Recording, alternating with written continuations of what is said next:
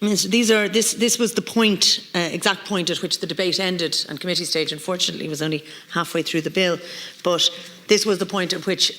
Minister Smith was responding, and it was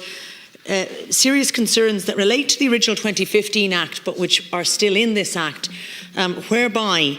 some of the safeguards that have been put in place did not apply to everybody. So effectively, the 2015 Act allowed that the Advisory Council could, first of all, could set up subcommittees, could delegate functions to subcommittees, and again, my amendment number 32 seeks to be clear that one of the functions that should never be delegated to a subcommittee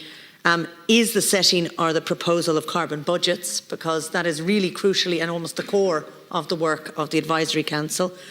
And what was also a matter of concern is those subcommittees were only required to contain one member of the Advisory Council, so all of those positive things we put in around the balance of skills and expertise we want in the Advisory Council,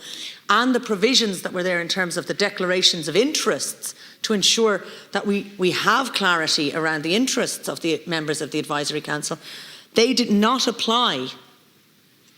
That provision of declaration of interests only applied to the Advisory Council members on a subcommittee, whereas in fact there may be many other members